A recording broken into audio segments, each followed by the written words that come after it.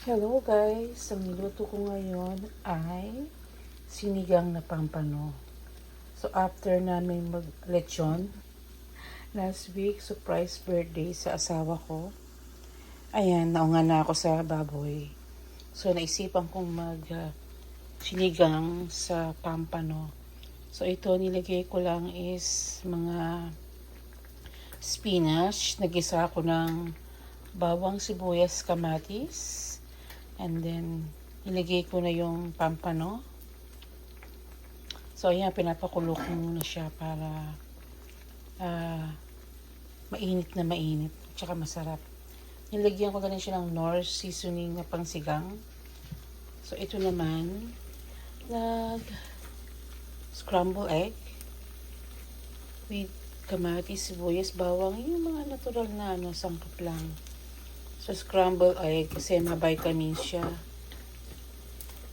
So, as much as possible, mga kinakain ng aking mga pamilya ay mayroong mga sustansya. So, ito, kung gusto ng breakfast, itong kanilang kakainin. Scramble egg.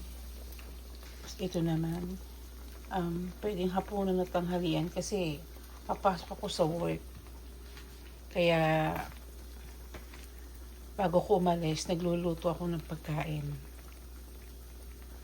So, ang aking mga pagkain for today. Life of a working mom in Canada. Naks, may ganun.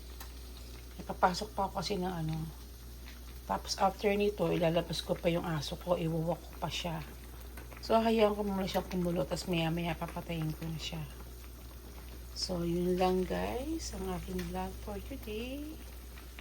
Hope you like it. Madali lang yan, madali lang iluto. Within 15 minutes, magkakaluto na kayo ng sinigang na fish or pampano, kahit na anong isda. Okay, bye!